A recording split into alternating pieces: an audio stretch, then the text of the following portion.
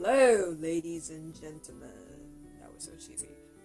Anyway, today I'll be doing a overview slash introduction slash commentary of Tarot of the Secret Forest by Lucia Mattioli. I hope I pronounced it right. And this is a really, really beautiful deck. This strangely reminds me of Fairy Lights, which is another gorgeous, delicate deck.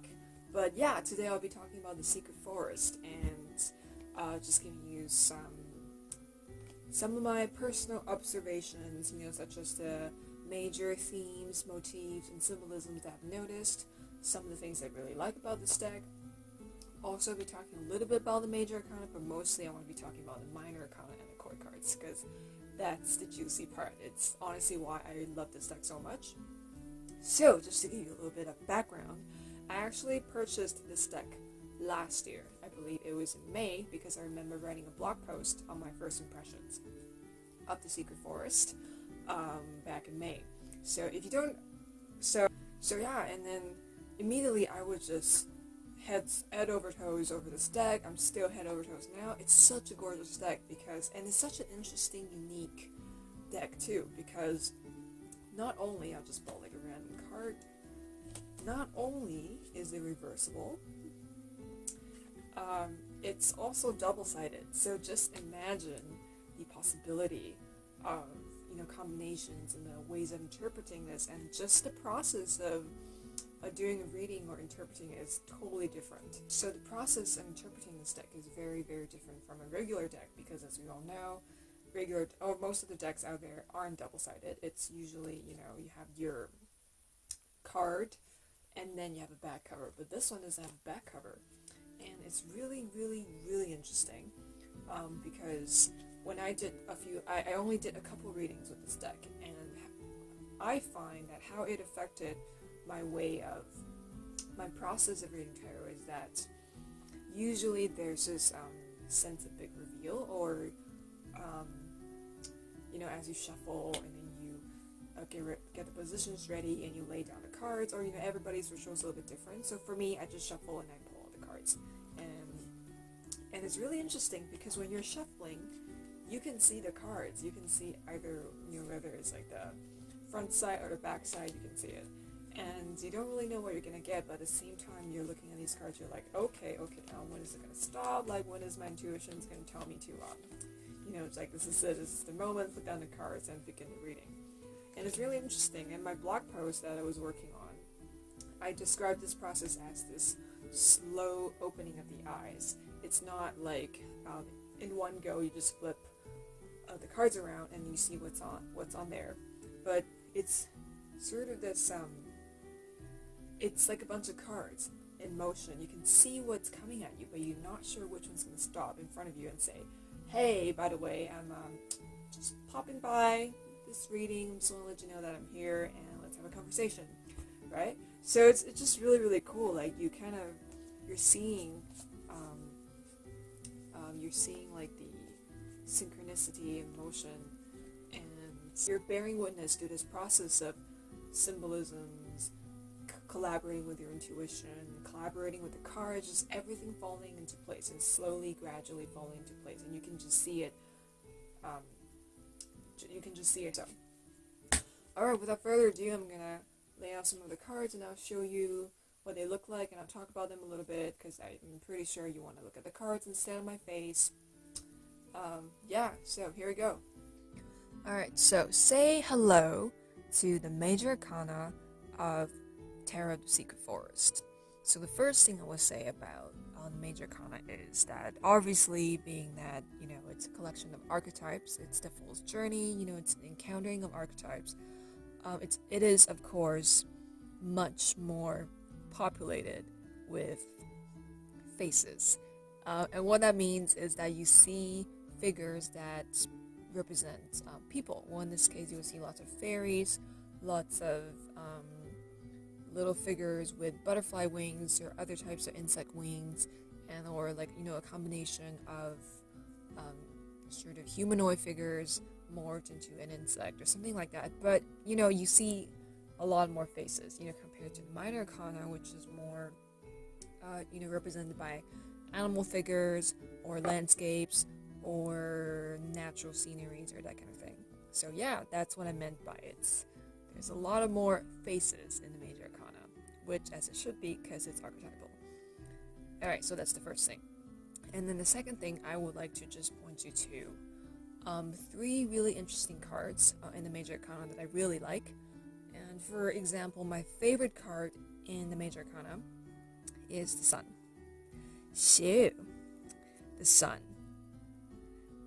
As you can see, it is glorious, and I like it because in the beginning I thought it was very sweet. There's this sweetness vibing off it. I don't know if it's the, like the tinges of red, like on the edges, but I just thought it was a really sweet card. And then at the same time, it's very majestic. It's very open. It's about this sort of all-encompassing acceptance and this bright awakening kind of feeling. And then, you turn it to the back, which you get the monochrome version of the Sun, which is the black and white version, or the other side, as I call it. It's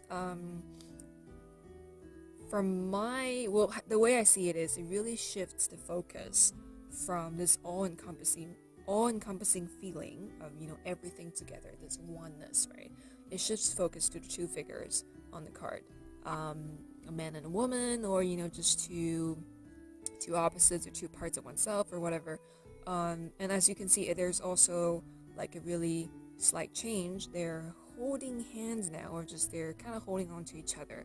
So it really shifts focus to this bright, all-encompassing acceptance / awesomeness to this to the journey of these 2 people, to the fact that they're comrades, they're friends, they're in this together, they are walking into the bright future kind of thing. So yeah, that's why I really like this card. And who doesn't like the Sun card? Come on. So next, I want to introduce you to the Fool. Let me find that guy. Where are you? Aha! Alright, so let me introduce you to the Fool and the Magician.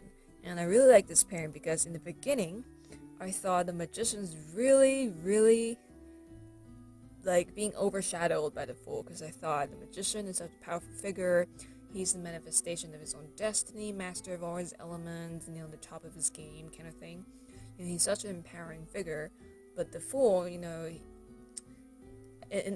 my first impression, in this deck, he just seems much more wild and much more empowered and masterful than the Magician.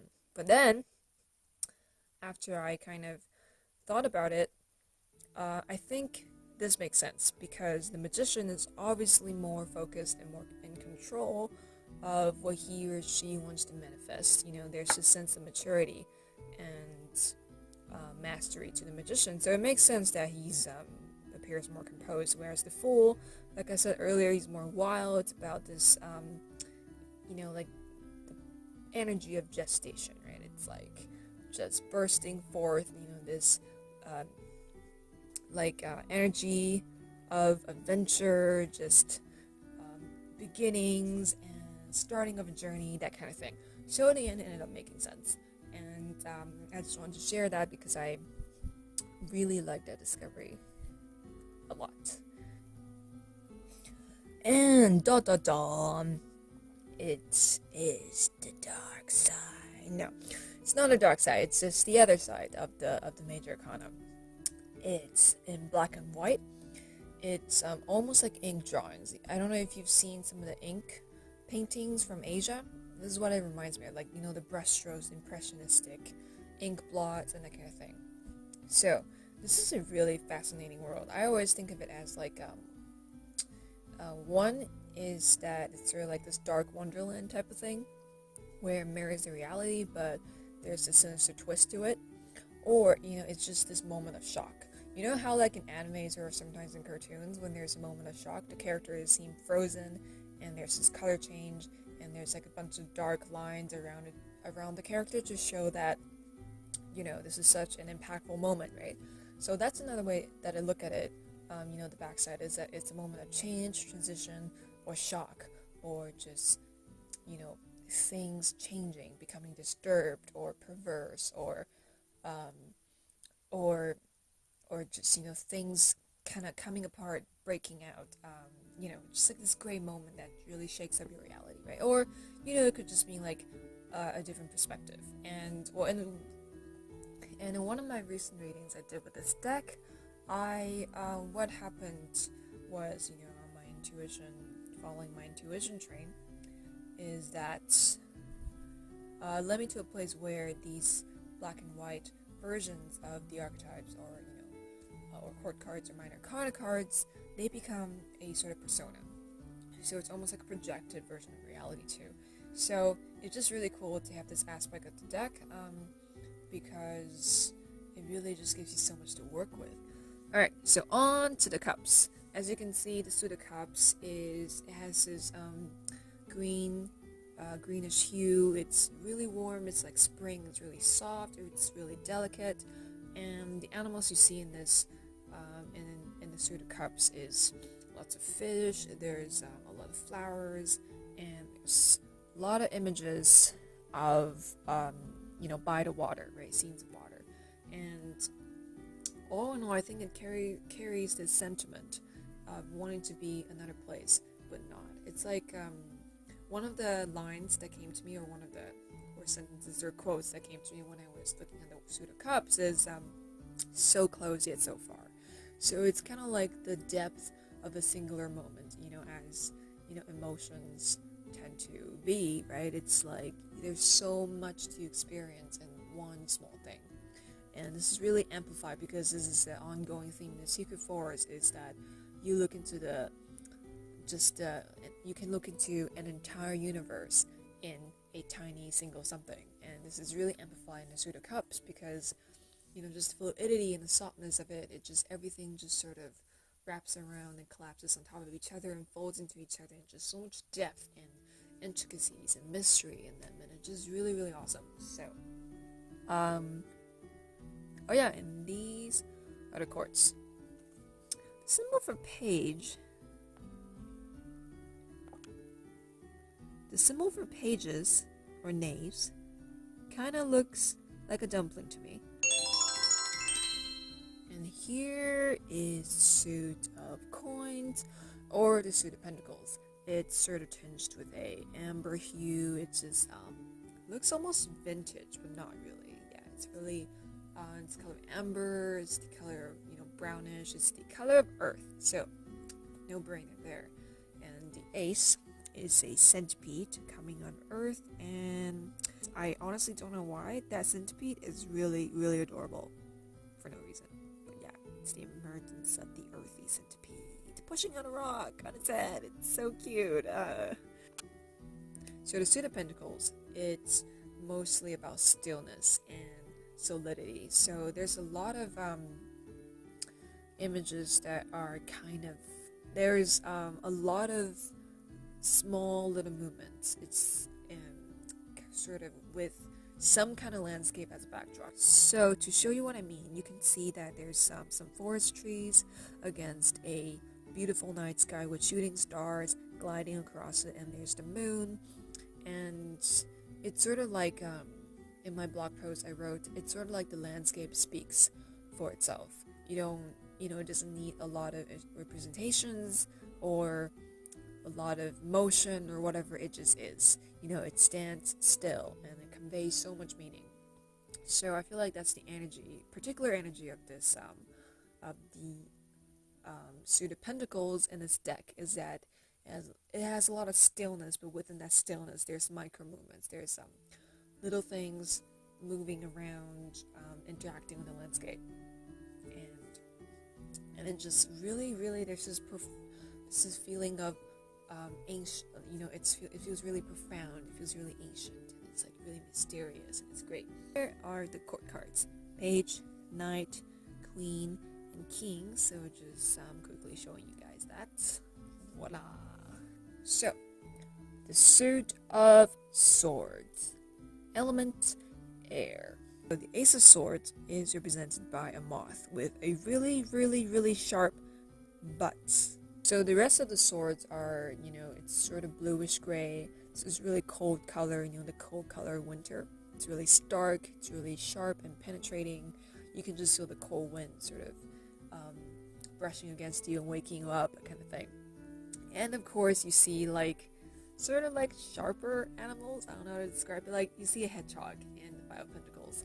And you also see a spider. So, and also a scorpion. So these insects or animals with some, sharp edges are in the Suit of Swords. You see brambles, you see tree-like figures or nymphs with tree branches that almost look like blood spurting out of their heads. So, that's in the Fear of Swords. Haha, of course. There's almost a sense of cruelty in this suit, but that makes sense because the Suit of Swords is associated with communication and, of course, associated with truth. And we all know that truth is not the prettiest thing to hear, and it's not, and yeah, truth hurts, basically. Quick, this is the Ten of Swords. So, the first time I saw it, I was like, yeah, of course, it's a spider. There's almost this, it's almost like a stereotype, It's like spiders get a bad rep because they're always seen as evil, they're really creepy, so there's this demonization going on with spiders, right? The first time I saw it, I was like, yeah, of course, this is the Ten of Swords, which is the ultimate nightmare, culmination, everything coming to an end, tomorrow's gonna be better card. And then I looked at it again, and I saw there's a bunch of ants crawling up that poor spider's body, crawling up its legs, and then just crawling over his body. So that's even more fascinating and more creepy because, yeah, it really is the cold, airy sword energy, everything coming together, these small little nagging ants just crawling up that spider and dominating it, and everything's crumbling down to an end. And yeah, that's very Ten of Swords-ish, so I like it.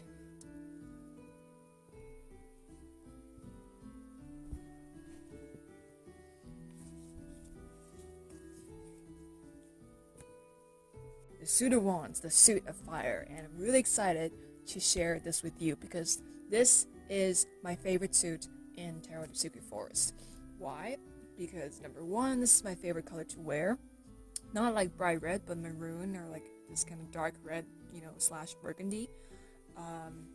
Number two, it's also one of my favorite colors to look at in art, obviously. And it just has such a, the whole suit, all the cards, they carry a great sense of adventure, action, motion, potential, things, going on a quest or expecting grand things to happen but not knowing what the future holds. So it's just really, really exciting. It's really, really exciting suit, which makes sense for the energy of fire because fire is about passion and it's about bursting forth and it's about creativity and it's about, pursuing something passionately and, your drive, right? One of my favorite cards is this, Three of Wands. So you can see a fox sort of perched on a tree. I don't know if foxes can perch, but like birds. Anyway, so you see this fox on a tree and then he's sort of staring into the distance, into the starry sky, wondering what the next step of his adventure is and where he's gonna go.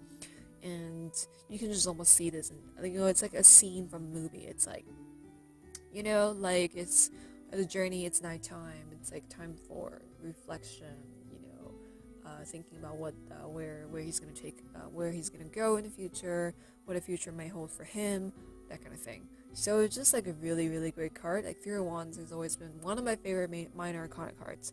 So yeah, I just wanted to share that with you. Here's another adorable card. I just wanted to show you that it's really cute. Oh.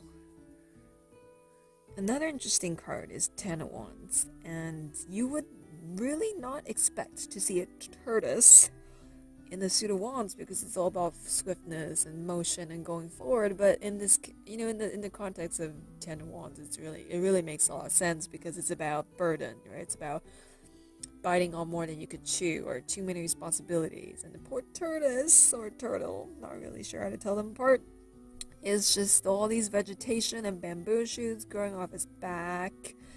And he can't carry it away anymore, so he's like kind of collapsing, but you know, I guess he has to keep going, and it's like this really, really burnout, tired point for him. Yeah, I just thought it's like a really whimsical card, and it's really cute, but also just spot on with the symbolism, so yeah, there you go, there's the Ten of Wands. And court cards. The first time I did a reading with this deck, I thought the Nine of Wands was the Queen of Wands. Isn't like there's this feminine energy just vibing off that dude. I don't know if it's the garment that he's wearing. He's also relentlessly sitting on top of his ride. Like look at this poor lizard. He's just being like smothered by his buttocks. This is the Queen of Wands, if you're wondering. Hahaha. Yeah, so that's it. That's my overview of Terra Mystica Forest. If you want to find out more, read more about what I noticed, what I observed, you can go check out my blog posts. Links below. That's it for today. I hope you enjoyed my video, and anyway, see you next time.